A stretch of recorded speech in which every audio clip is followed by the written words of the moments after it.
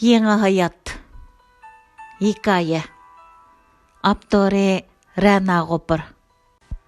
İsmimning chaqirilganini anglab burilganimda Gülşen egiz başlıq ayğı kang eteklik köynekler bilan belini çümülüdek bo'g'ib, mundaqcha aytganda go'zal bir qiyofatda odamlar to'pidan bakmi tasdi qistilib oldiga o'tib turadi. Uning yanida kelishgan sho'x sin olg'uchi xizmatdoshi Qutyar turadi. Men ularni odamlarni to'sish uchun tortib qo'ygan yipdan o'tkazib zalning ichiga boshladim. Gülşen kira-kirmayla burnini tutib oldi. Voy, nima puroq bu? Men uningga qarab, "Ma binoda turganlarning burni seningchilik sezgur bo'lgan bo'lsa, jasad bu darajada bo'lib ketmasdikan", dedim. 101 uyning oldiga kelib eshikdan qardiq. Uy ichi shunchalik qalaymiqan ediki, necha odam turganligini qiyos qilg'il bo'lmaydi. Mehmonxonaning o'ttirsida bir qizning jasdi yotadi. Sesiq puroq shuningdan chiqyotadi. Biz oyg'imizga qo'g'dig'ichi qop va maska palay kiyib ichiga kirdik. Qutyar chaqqonlik bilan rasm tortishga va singa ilishga boshladi. Gülşen yerda chechilib turgan yotgan ko'pa, yemaklik, kiyim-kechak, axlatlarga ko'ynikining etigining tegib ketishidan ansirab, qo'li bilan tutib turadi.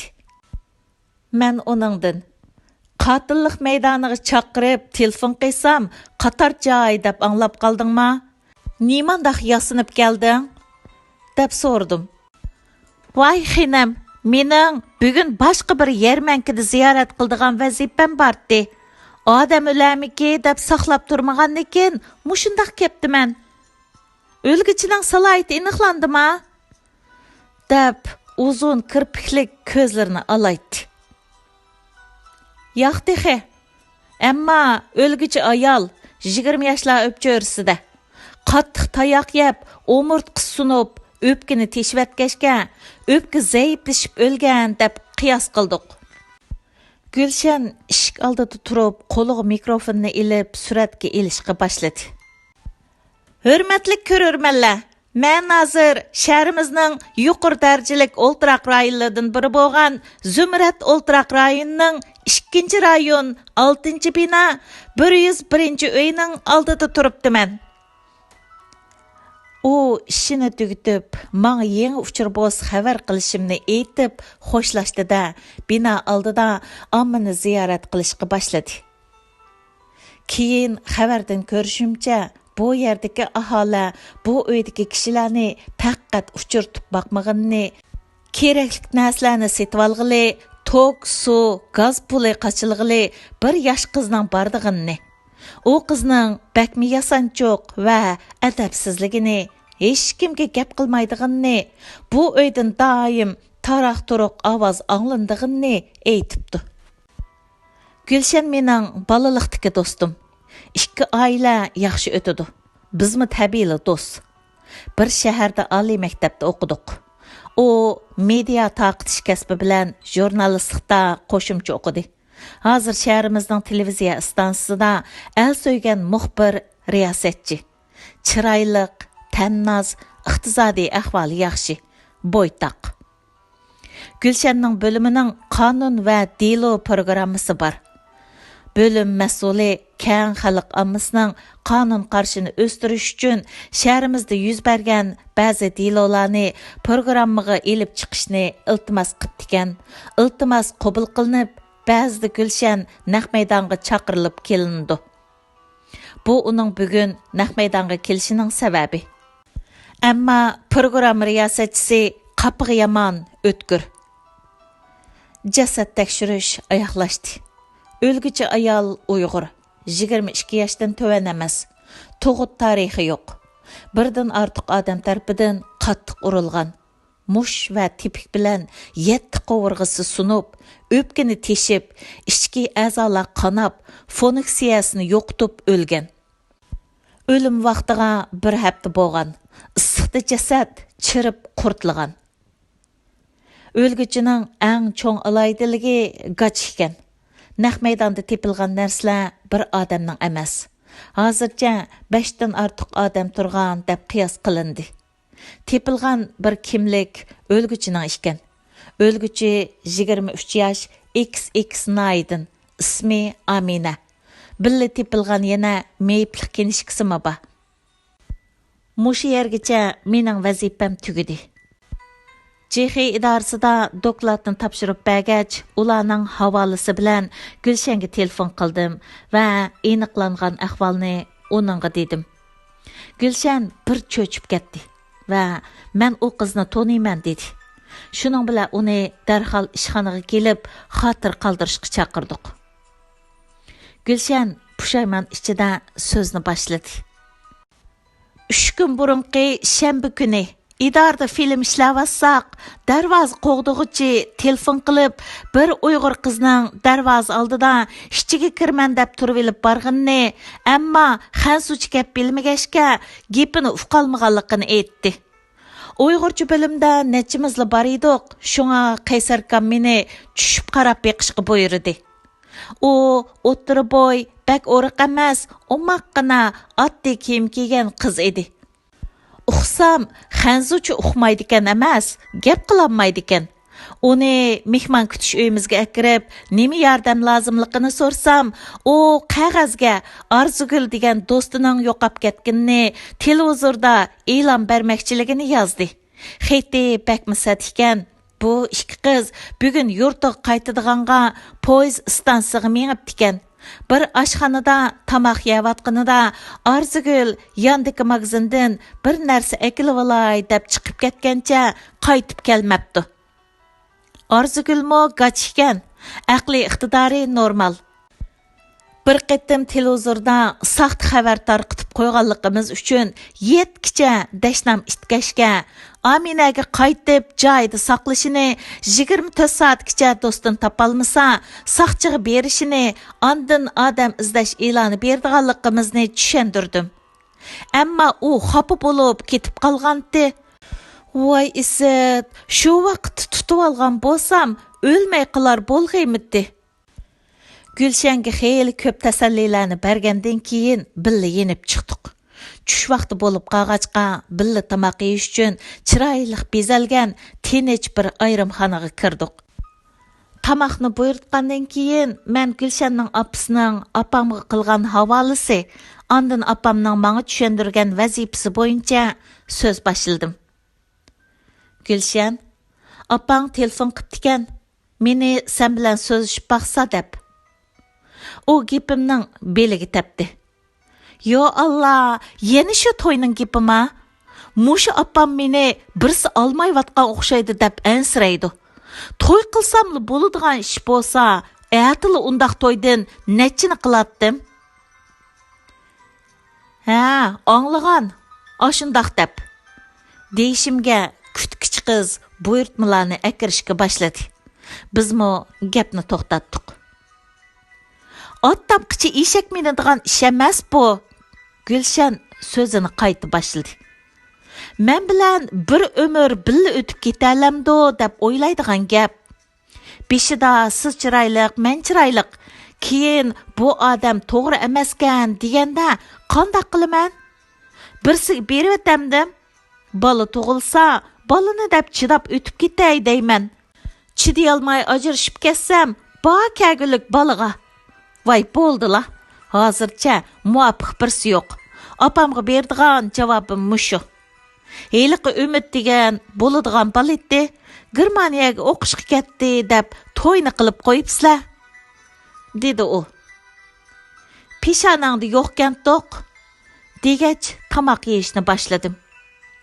Uchur keldi, qarsam uyning egisi bu uyni 3 yildan buyon heytam deydigan birsining ijaraga olganini, uning 1 yillik pulni biraqli to'laydiganini, odatda nima buzilib qolsa, o'zlari hal qildiganini.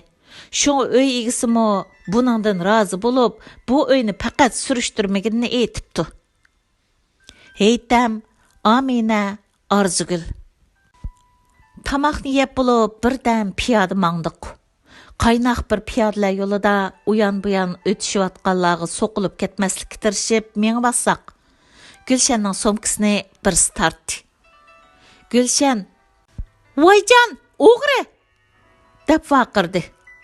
Burilib qarsam bir kichik qiz ekan, yuzlari qasmoq, kiyimlari vayrona, chochlari chuvuq, bilaklarida tayoq izi. Bir qo'li beg'ishidan yo'q. U bir parcha qog'ozni bizga tangladi. Elib qarsam bir tashviqot variq ekan. Yangi hayot meyiplarga mehr yetkazish jamiyati degan organning kishilarni iyon qilishga undab yozgan dabdabisi. Gülşenning bu qizga ichi og'rib, gap so'rashga boshladi. Kichik qiz og'zini ko'rsatib, beshini chayqadi. Bu qizmi gach ekan. Gülşen kichik qizga ich og'ritib, "Uyingiz nerede? Kim sizni buni tarqiting dedi? Xat yoza olamsiz?" deb so'rashga boshladi. Birdamda atrofimizga odamlar yig'ilishga boshladi. Chiroy badbashira bir nechisi bizga o'shmanlik bilan qarab turadi. Men Gülşenning beligidan tortib, "Jur ketimiz" dedim. "Mav qiz bolimi? Ami!" Uning gapini saqlamayla tortib mangdim. Kichik qizmi odamlar orasida yo'qoldi. Ayniqki, bu qiz boshqalar tarafidan tilamchilikka selinayotgan. Ular bu ishlamchilarni ko'zitib turdi.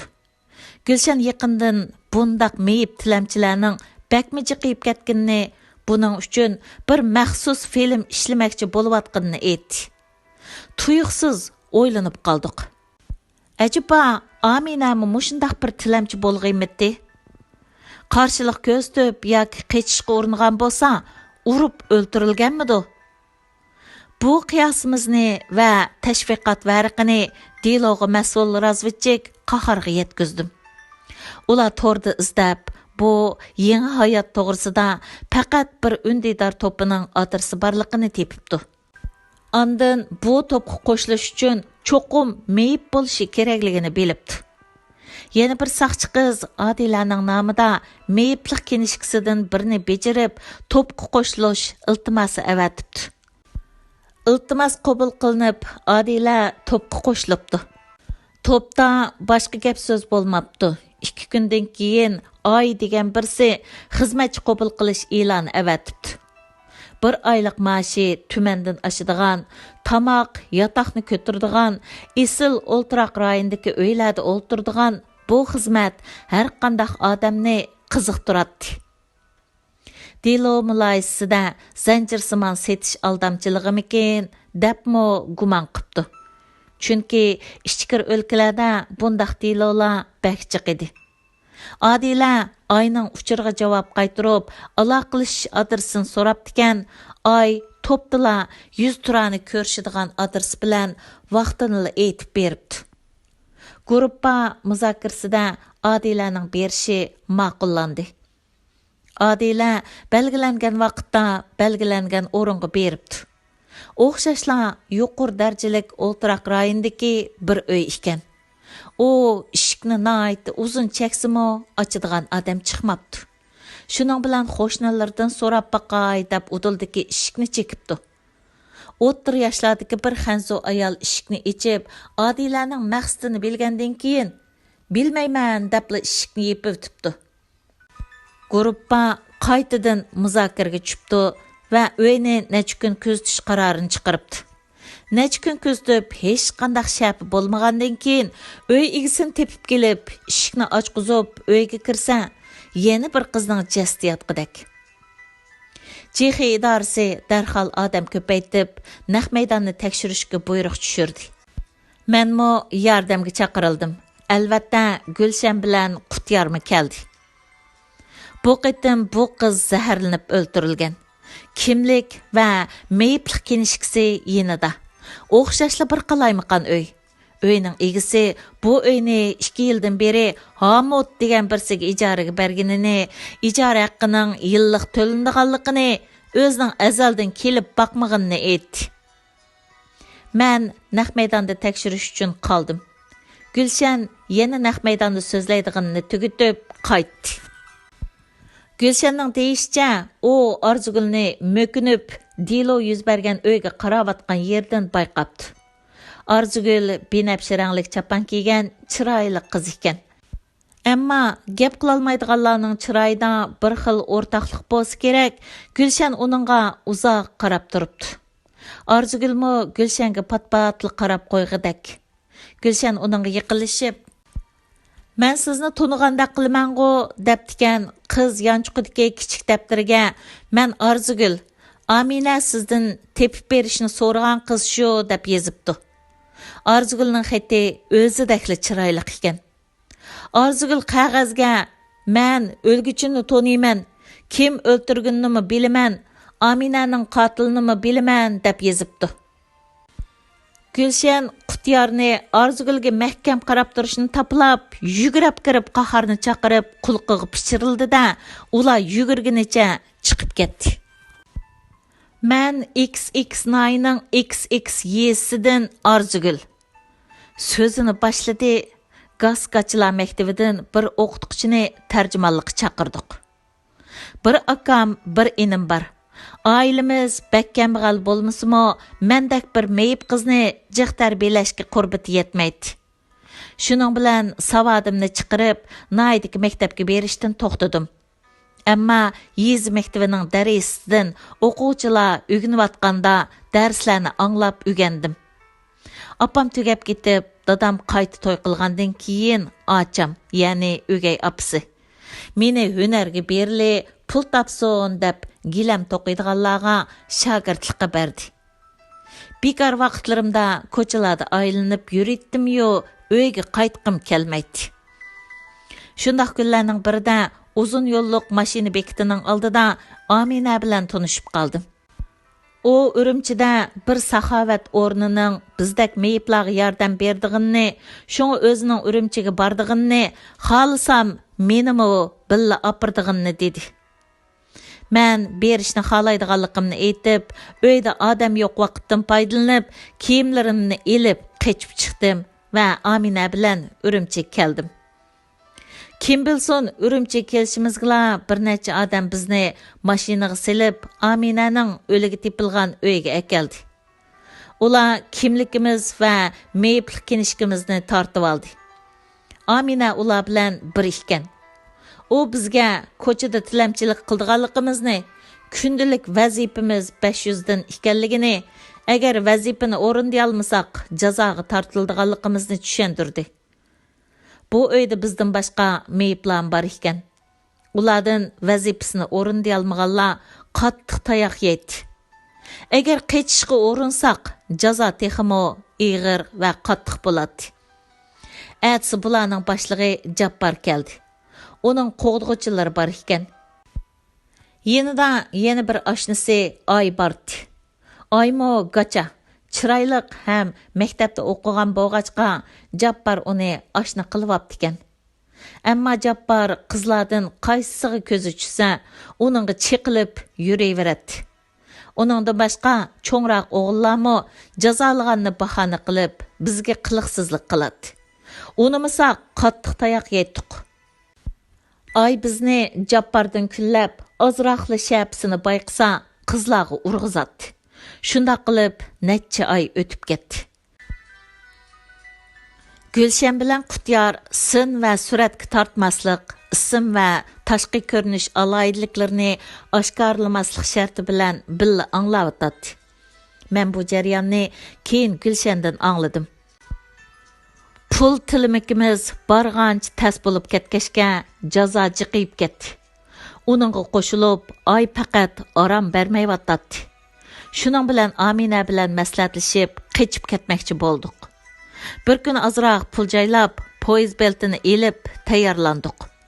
Ammo yo'lga chiqadigan kuni tamoq yegan oshxonadan bir narsa olg'ili chiqib, men ezib qoldim. Qochqinimizni bilib olgan Jabbor poyezd bektida Aminani tutib elib kelib, netchisi birlashib, qattiq urib, o'ltirib qo'yibdi. Shuning bilan u uydagilarni boyqa uyga yetkazdi. Men yurtimga qayta olmay, yana qaytib kelishga majbur bo'ldim. Bugun u uyda o'lib qolgan qiz Hurgul. Jabbarning uningga ko'zi tushib, uni doim sirtqa elib chiqadigan bo'lib qolgandi. Bir kuni birsi Oyga bir xalta avatibdi. ishchidikisi bir narsa olgan talon ekan. Ay, o narsalarni Hörgülning chamdindimi bayqab, qattiq achchig'ilib, uningga bir narsa ishkizib etibdi. Shuning bilan u o'lib qoldi. Jabbor ayni qattiq urib, hammamizni o'zining yana bir uyga elib ketdi.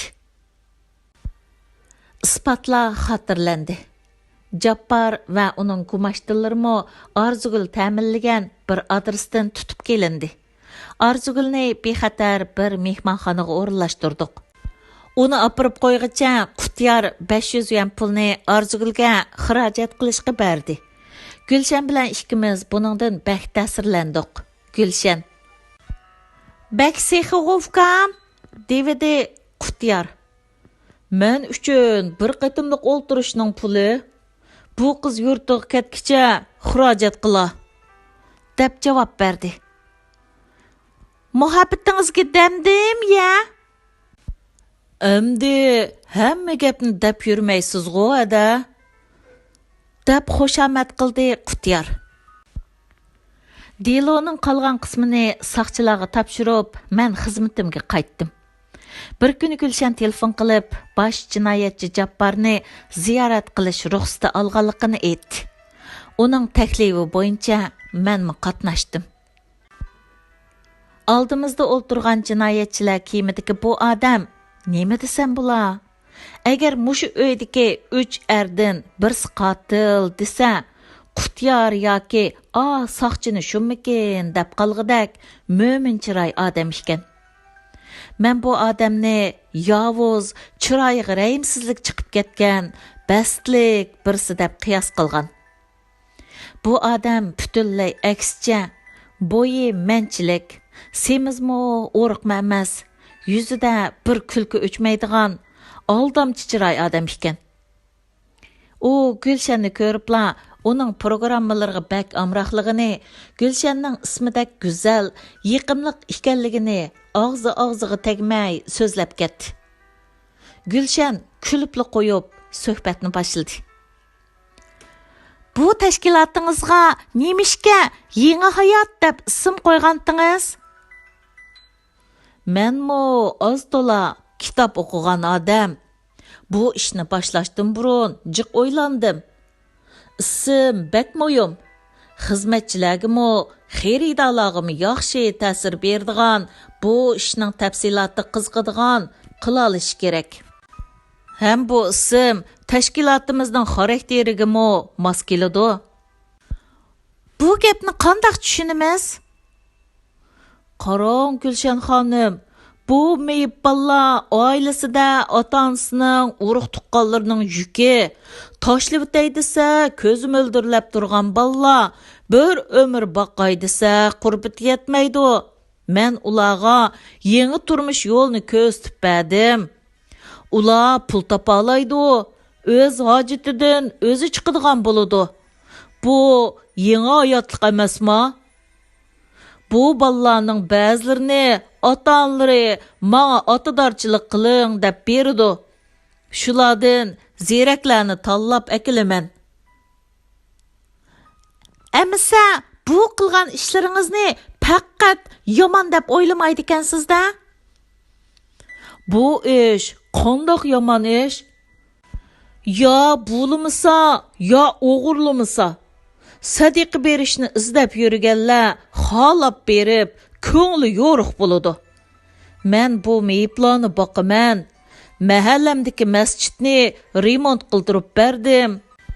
Tul ana yetim ballani yo'lidim. Men mahallaga berib qolsam, imomdan tortib yez boshliqlargacha meni to'rga boshlaydi. Hamma og'zimga qaraydi.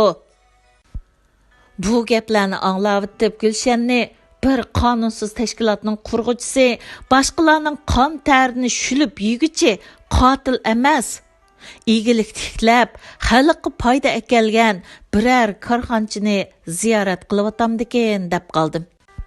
Ishchimda maning kallasida biror tasqan bormi nima deb o'yladim. Bummo bir xil ro'yi kasallikda. Anglasam qizlarga ko'proq g'amxo'rlik qilib tikansiz.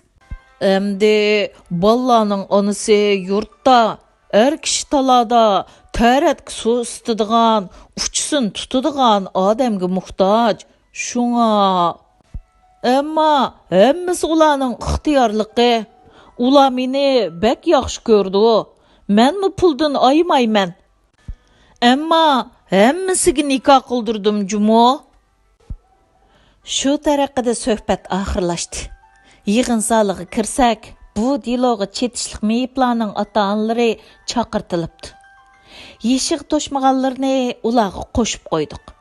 Ammo Quramga yetganlarning birsimi yurtga qaytqili unimidi. Bizningmi zo'rlash haqqimiz yo'q. Mayliga qo'ydik.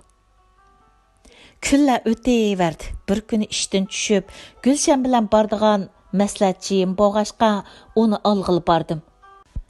U Qutyar bilan billa ishikdan chiqdi. Mashinani men haydadim. Qutyarni qo'rosining darvozasiga tushirib qo'yay deb to'xtashimga necha metr yiroqda turgan Arzugul ko'zimga cheliqdi. U boshdan oyoq moda kiyingan holda telefonda so'zlashyapti. U gach emaskan. Uchimiz mashinadan putlashib tushib, uning oldiga yugurdik. U bizni ko'rib telefonni qo'yibdi. Qutyar: "Siz gap qila oladigan bo'ldingizmi?" deb so'rashiga, bu gap Gulshanning titang tomiriga tegib, "O'ltiring afkamay. Yolg'on gap qipti bu bizga", dedi. Arzugul miyqidi kulib: "Ha, men qoch emas. Faqat sodining ehtiyoji bilan o'rgangan, tilamchilik bilan oson pul topqili bo'ladi. Uning ustiga Jabbardek birarsiga yarab qolsam, rohat ko'ratdim. Hörgül degan qarpaqa ariq kirmagan bo'lsa, u mo'g'o beshini yedi. U talillarni-chu men avatgan. Amina degan jaddalmo meni bo'zak etganning haqqini to'ladi. Jabbarga uning qochdig'ini to'ydirmay, chandurib qo'yib, ondan men mo'kinib oldim. Sizlar cho'ng shaharda g'iminglar yo'q yashagan bilan biz tirishib yashashimiz kerak. O'z hayotimizga o'zimiz ega chiqishimiz kerak. Hozir Jabbarning tashkiloti yo'qoldi. Bozor mening xo'jayinimga qoldi. Menmi azizlanib, rohat ko'ryapman. Bu mening yangi hayotim. Deb yenimizda to'xtagan esil mashinadan birsiga chiqib ketib qoldi. Uchimiz qaytib turib qoldik. Qutyar: 500 qo'yimning ko'zi ochiq ketibdi-da. Bu menga bersi bo'ladi ekan asli. Devidi Gulshan ikkimiz kulib ketib. Shunga qiz do'stin bir narsa yo'shirmaydigan ish deb mashinaga chiqdik. Uzungacha Arzugulning hakavr qiyofati ko'z oldimdan ketmadi. Hikoya tamom. Hikoya haqiqiy voqelik asosida yozilgan. Yer nomlari yoki kishilarning nomlarida o'xshashlik yuz bersa, tasodifiy deb bilishingizni so'rayman.